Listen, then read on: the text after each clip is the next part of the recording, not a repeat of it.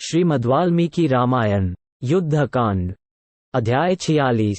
श्री राम और लक्ष्मण को मूर्छित देख वानरों का शोक, इंद्रजित का पिता को शत्रुवध का वृत्तांत बताना। तदनंतर जब उपर्युक्त 10 वानर पृथ्वी और आकाश की छानबीन करके लौटे, तब उन्होंने दोनों भाई श्री राम और लक्ष्मण को बाणों से बिंधा हुआ देखा।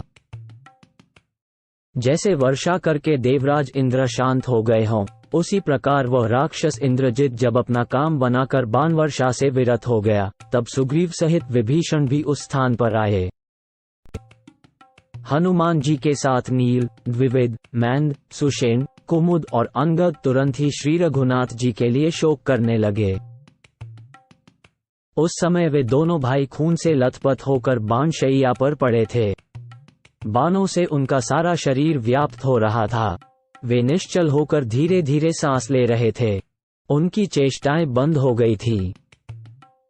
सर्पों के समान सांस खींचते और निश्चेष्ट पड़े हुए उन दोनों भाइयों का पराक्रम मंद हो गया था। उनके सारे अंग रक्त बहाकर उसी में सन गए थे। वे दोनों टूटकर गिरे हुए 2 सुवर्णमय ध्वजों के समान जान पड़ते थे। वीरशैया पर सोए हुए मंद चेष्टा वाले वे दोनों वीर आंसू भरे नेत्रों वाले अपने युद्धपतियों से घिरे हुए थे। बाणों के जाल से आवृत होकर पृथ्वी पर पड़े हुए उन दोनों रघुवंशी बंधुओं को देखकर विभीषण सहित सब वानर व्यथित हो उठे। समस्त वानर संपूर्ण दिशाओं और आकाश में बारंबार दृष्टिपात करने पर भी मायाच्छन्न रावण कुमार इंद्रजित को रणभूमि में नहीं देख पाते थे। तब विभीषण ने माया से ही देखना आरंभ किया। उस समय उन्होंने माया से ही छिपे हुए अपने उस भतीजे को सामने खड़ा देखा, जिसके कर्म अनुपम थे और युद्धस्थल में जिसका सामना करने वाला कोई योद्धा नहीं था। तेज, यश और पराक्रम से युक्त विभीषण ने माया के द्वारा ही वरदान के प्रभाव से छिपे हुए वीर इंद्रजित को देख लिया। श्री राम और लक्ष्मण को युद्ध भूमि में सोते देख इंद्रजित को बड़ी प्रसन्नता हुई। उसने समस्त राक्षसों का हर्ष बढ़ाते हुए अपने पराक्रम का वर्णन आरंभ किया। वह देखो, जिन्होंने खर और दूषण का वध किया था, वे दोनों भाई महाबली श्री राम और लक्ष्मण मेरे बाणों से मारे गए।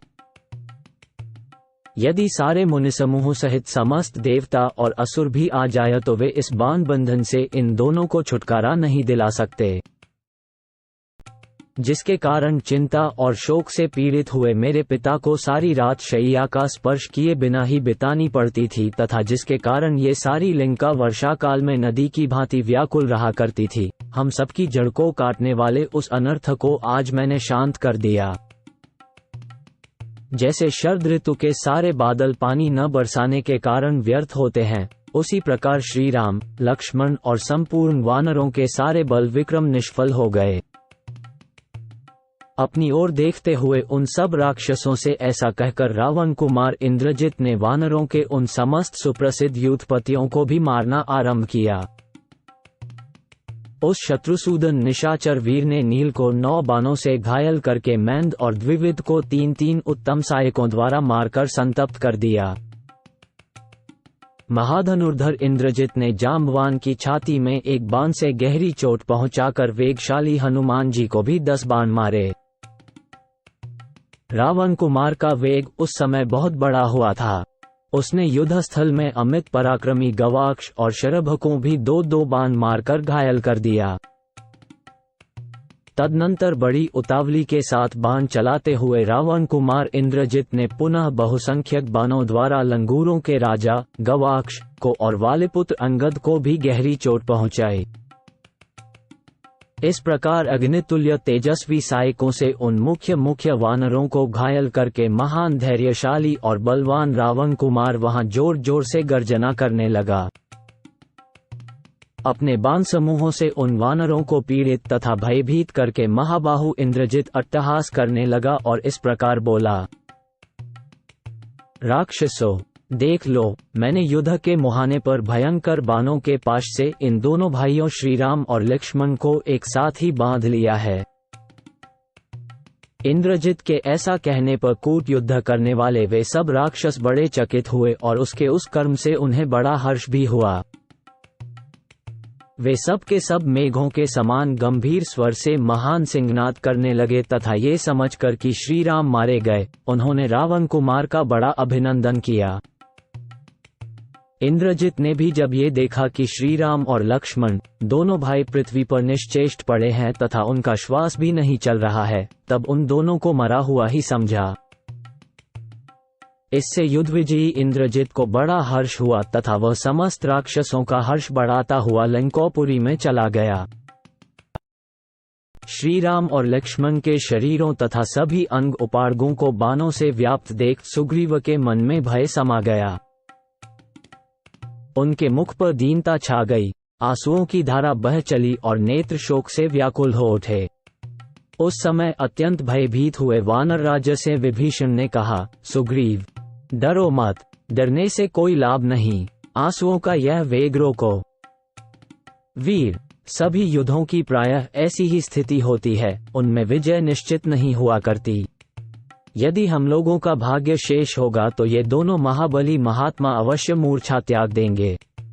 वानर राज, तुम अपने को और मुझ अनाथ को भी संभालो। जो लोग सत्य धर्म में अनुराग रखते हैं, उन्हें मृत्यु का भय नहीं होता है। 31-33।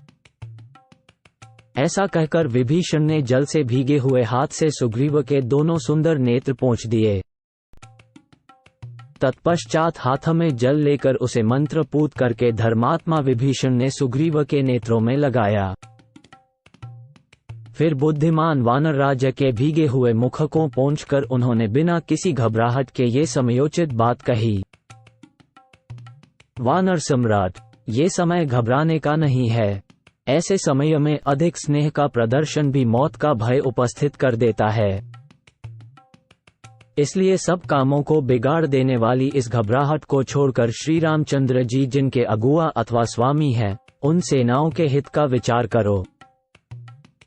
अथवा जब तक श्री रामचंद्र जी को चेत न हो तब तक इनकी रक्षा करनी चाहिए।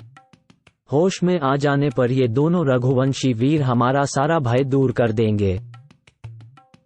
श्री राम के लिए ये संकट कुछ भी नहीं है, ये मर नहीं सकते हैं, क्योंकि जिनकी आयु समाप्त हो चली है, उनके लिए जो दुर्लभ लक्ष्मी शोभा है, वो इनका त्याग नहीं कर रही है।